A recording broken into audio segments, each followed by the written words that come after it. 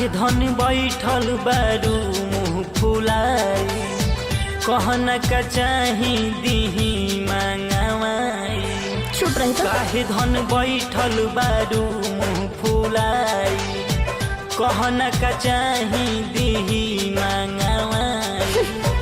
का तू खोजेलू बारू बड़ाई में, का तू खोजेलू बारू बड़ाई में।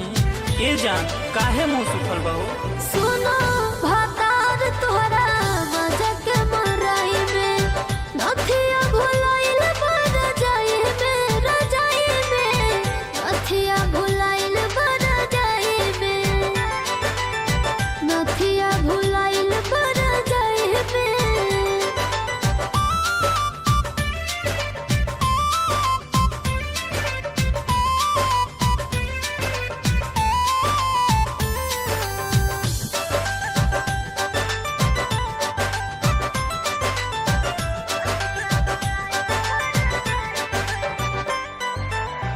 मार जनी मन धन दे हब मांगाई, कहत सोनारावा के आजे बोलाई।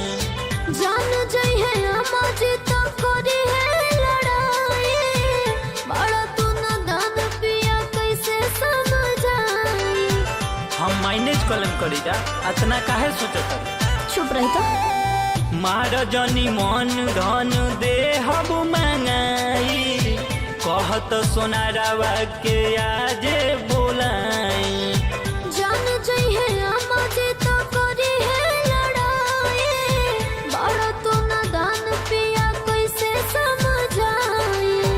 झाका झुमर में चूड़ी हालल कलाई में, झाका झुमर में चूड़ी हालल कलाई में। सुनो भातार तहरा मजा के मराई में, नथिया भुलाइल रजाई में, रजाई में नथिया भुलाइल रजाई में, नथिया भुलाइल रजाई में।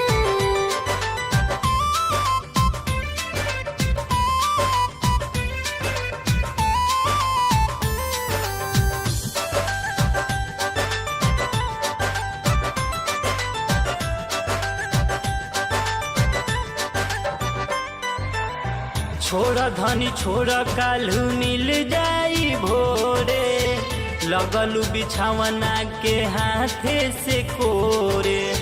सोना के भुलाइल निक होना के तुझे, पूछ ले सूरज से हवे राउर हित जी। अच्छा तो बुलाइए दिखा उनका जाई।